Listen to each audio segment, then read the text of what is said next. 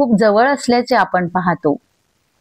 हा हिंदू सण वर्षातून 2 वेळा येतो.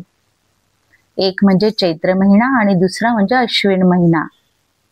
हा सण शक्तीचा उत्सव म्हणून देखील मानला जातो. वसंत ऋतू सुरू होतो आणि नवीन जीवसृष्टी निर्माण होते, तो म्हणजे चैत्र नवरात्र.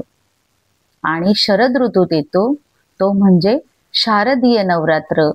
आणि याची सांगता दसरा विजयादशमी या दिवशी होते, जे वाईटावर चांगल्याच्या विजयाचे प्रतीक आहे. या आख्यायिकेसोबत अध्यात्माची जोड आपल्याला दिसून येते. या रूपात नारी शक्ती, आणि आज या नारी शक्तीने खूप प्रगती केली आहे. तिने प्रत्येक क्षेत्रात आपले स्थान निर्माण केले आहे. ते वैद्यकीय क्षेत्र असो, इंजिनिअरिंग क्षेत्र असो, तंत्रज्ञानाशी निगडीत क्षेत्र असो, की शास्त्रज्ञ म्हणून असो, प्रत्येक क्षेत्रात तिने आपल्या नावाची ज्योत पेटवली आहे. फक्त गृहिणी, फक्त माता, फक्त भगिनी, फक्त लेक एवढ्यावरच ती थांबली नाहीये. याचीच उदाहरणं द्यायची झाली तर राजकारण क्षेत्रात अनेक महिलांनी आपले नेतृत्व गाजवले आहे, पाऊल टाकले आहे. जसे की इंदिरा गांधी,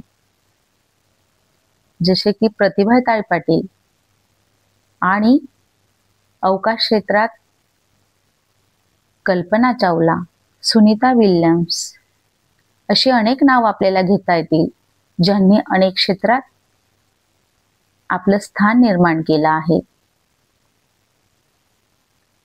हवाई क्षेत्र असो, जल क्षेत्र असो की भूक्षेत्र, रेल्वे असो, मेट्रो असो की बस चालक, प्रत्येक ठिकाणी आपलं स्थान तिने निर्माण केलं आहे. जगाशी, समाजाशी लढून, त्यांचा तीव्र विरोध स्वीकारून तिने आपलं पाऊल उंबरठ्या बाहेर टाकलं आहे. महिलांच्या या प्रगतीचे आपण सर्वजण साक्षीदार आहात. माझ्या कवितेच्या 2 ओळीतून मी एवढंच म्हणेन, आजची ती मला जरा वेगळीच वाटली. आजची ती मला जरा वेगळीच वाटली. तिच्या मनात क्रांतीची ज्योत होती पेटली.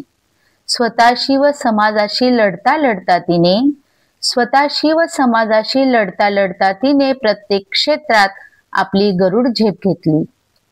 आजची ती भासत होती मला एक चिंगारी.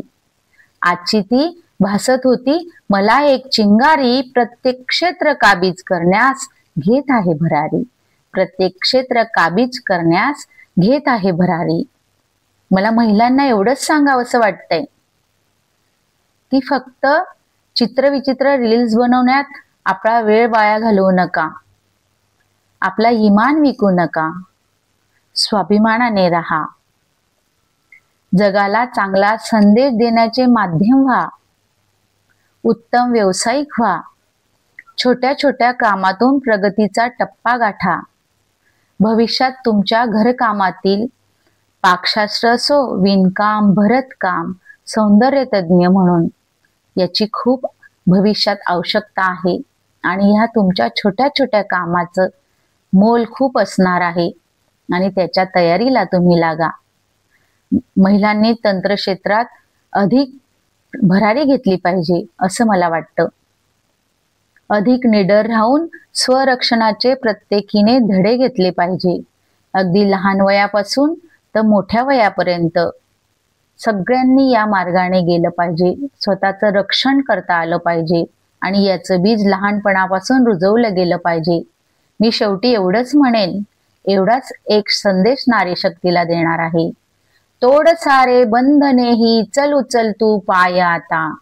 तोड सारे बंधने ही चल उचल तू पाय आता. चंडिका तू मर्दिनी तू वार कर तू माया आता.